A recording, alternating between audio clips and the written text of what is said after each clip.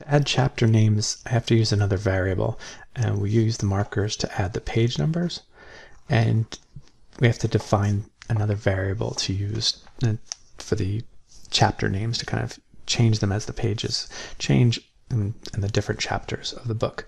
So to do that, I go under Type, and towards the bottom you'll see Text Variables, and I'm going to define one. And for this, I'm going to create a new one. So I'm just going to go ahead and hit New. And I'm going to call it Chapters. And I'll just call that Master Chapters. So it's going to be in the master pages, and it's going to be the chapters. And the type is going to be this running header paragraph style, because that's what I'm going to access as the paragraph styles we've defined for our chapters.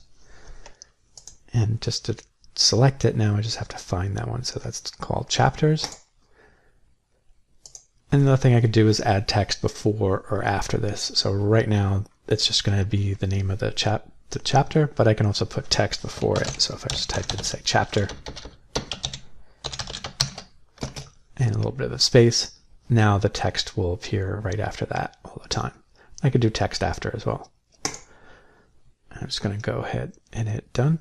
And you can see that that master chapters that we just made is under these text variables now. So in the master pages, I'm just going to create another type text box. So I'm just going to put that kind of dead center here. And to add that, I just need to make sure I've got the type tool. And I'm just going to go to right click. Instead of the insert special characters, which we added the page number, I can go to insert variable, and I'm just going to select the one that I just created, that master chapters. And you can see that that's what will appear. It's going to say chapter, colon, and then the name of the chapter. And inside of this left and right greater than sign, you can see that this is where that's the name of the chapter that's going to appear there. So if I take a look at those pages, you can see now that it's going to put that chapter name in there. And as the chapters change, the chapter title changes. On the right-hand side, there's nothing. We haven't added anything for that page, but I can just go ahead, go back to that master page. And I'm just going to click on this right here. First thing I'm going to do is center that. And I'm just going to go down to the bottom here and just center that in there. And I'm going to make it the whole length of the page, or whole width of the page, just in case we have sort of a lengthy chapter name here. I don't want it to be wrapping or offset, so that should fix that for most of the cases. And I have to check, but it should be okay.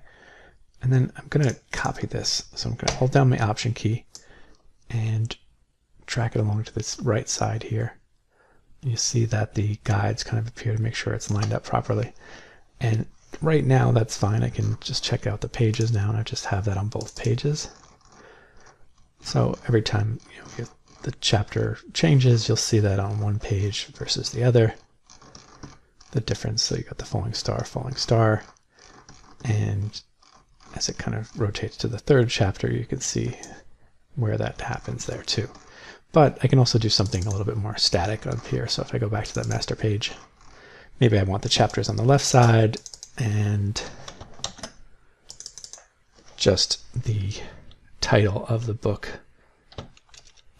over here.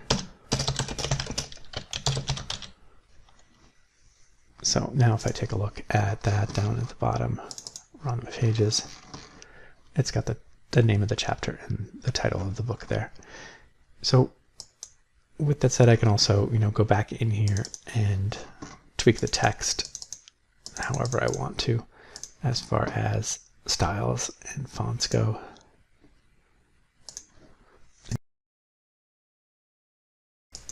So if I double click into the chapter itself, I can also change that font, give it a little something fancy as well. And then if I take a look at the pages, you can see how that updates.